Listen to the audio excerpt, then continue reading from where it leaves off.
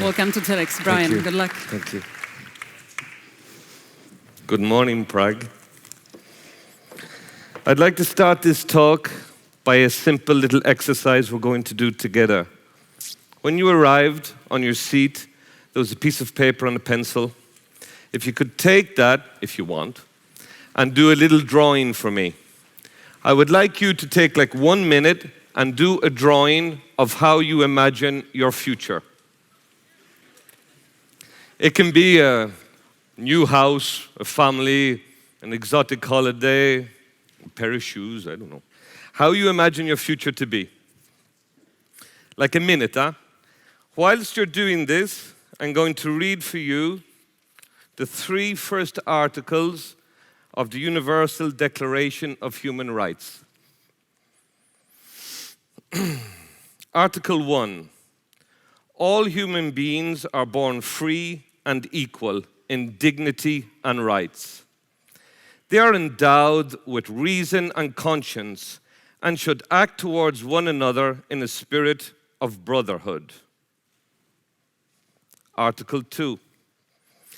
Everyone is entitled to all the rights and freedoms set forth in this declaration, without distinction of any kind, such as race, color, sex, language, religion, political or other opinion, national or social origin, property, birth, or other status.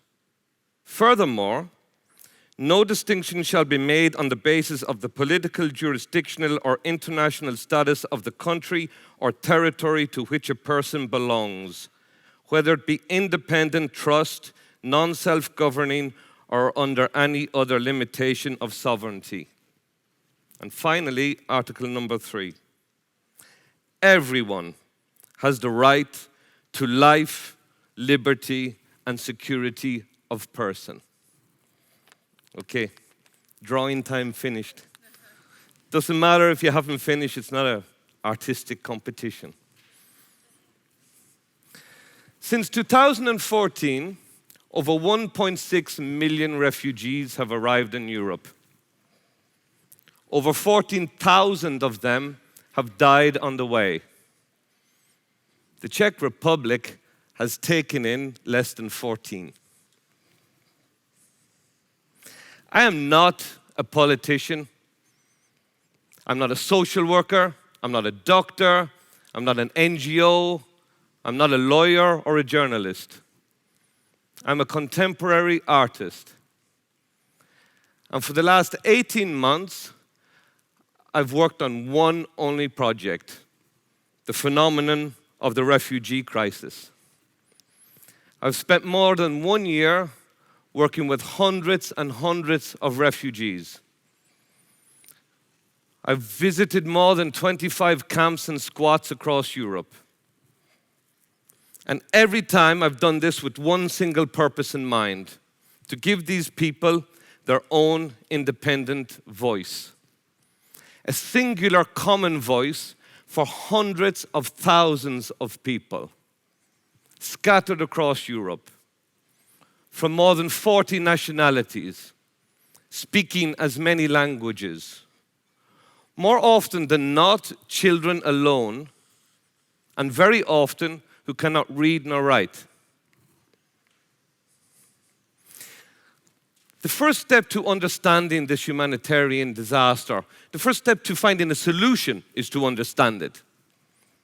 But we cannot understand this disaster just through facts and figures spoken by politicians and written in newspapers. First and foremostly, this is about people. This is about the lives and the deaths of hundreds of thousands of people just like you and me.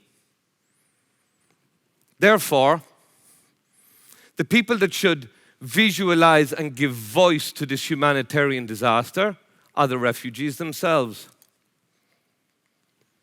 This project, Yesterday, Today, Tomorrow, maps out like a visual memory an exodus of a people. Coming off refugee boats in southern Greek islands to the north of England and refugee centers, I visited and worked in tons and tons of these places with several hundred refugees. And each time, I do one singular thing. I present them with a piece of white paper, 3 pieces of white paper, and some colored pens, and I ask them to do 3 drawings for me. One drawing of their life before, called yesterday, one drawing of their life today, called today, and one drawing of how they imagine their life in the future, called tomorrow. In creating these drawings, the refugees are participating in their own trace. They're creating their own contemporary culture while simultaneously losing all traceability of their inherited culture. Traceability is credibility. Without it, a people can disappear. Behind me, you'll see refugee drawings, a selection of the thousands that I've recuperated. Every drawing counts, because every drawing is a voice, and every voice counts. So I'm constantly recuperating thousands of drawings everywhere I go. And I've one objective with these drawings: to get them heard, to get them seen. If these drawings make up a visual language, like all languages, there are 3 tenses: past tense, present tense, and future tense. It is my objective in this world that these drawings are seen by, these voices are heard by a maximum of people on the planet. And I do this in a number of ways. I post these drawings on social media, on Twitter, Instagram, and Facebook, almost daily. I do this for a number of reasons. Firstly, because every time I post a drawing, I contact the camp or the squat where the person who made this drawing lives. And I inform them, your drawing has been posted. And they can go on social media, because you can go on social media in a refugee camp. You can find the possibility to get connected. And it's very important for these people to be connected. Because as they've lost all news of family, of friends, of their village, of their town, of their country, it is their only way to know what's happening. So regularly they go on social media. And I post almost daily, and I tell them. And so they go on social media and they see that there have been 15 tweets, 20 likes, 100 follows, whatever that is. And you may think, that's not really important. Okay. But I cannot give them a passport. I cannot give these people food. I cannot give these people medicine, or I cannot give these people money. But I can give them hope. Because when they go on social media and they see that 20 people or 100 people have clicked on their drawing, have heard their voice, they know that 20 people or 100 people believe in what they do, hear what they're saying, and this instills hope and dignity. You cannot live on hope, but without hope you die. So I collect all these drawings together, I post them daily, I inform all the camps. I use all these drawings to do installations and exhibitions around the world in museums, institutions. The recent one was in the Biennale in Venice. There's another one next month in the north of England. I've also been working with Dr. Henry Bell from Sheffield Hallam University since the beginning of this project, with one idea in mind: to interpret these drawings through theater and performance. So we've created theater and performance around the world, each time pushing the audience to be part of the performance.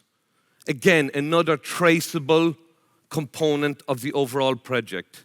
If the project is to try and enable these drawings to have dignity, to give voice, it's all about giving voice. If a people does not have a voice, a people does not exist. Part of the work with the university is also bringing the students of the university to high schools in the north of England, where they show the drawings, where they do performance, where they show and teach the young children what it is to be outcast, what it is to be the ultimate outcast. It's by educating the younger generations that maybe a difference can be made. Finally, I also give public conferences. That's why I'm here today.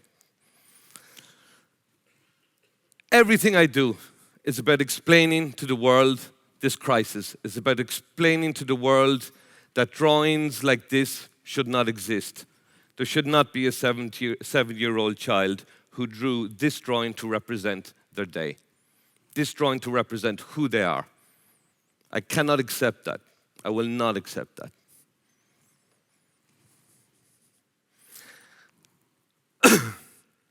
Everything, performances, theater, installations, exhibitions, public conferences, is for one and one only objective. And that objective is, I believe, that we can change the world through art. I believe that step by step, drop by drop, person by person, we can make a difference. This project can make a difference. I believe sincerely that. So I'd like you to look at your drawing for a second. Look at this drawing. It's not possible. It's not possible in Europe that a child of this age draws this drawing. It's not possible. I don't accept that. That's why I'm here today. That's why I do what I do. It's to show you that there is a voice, and this voice has to be heard. And I believe that we can make a difference together. So I'd like to thank you all for listening to me, and see you soon.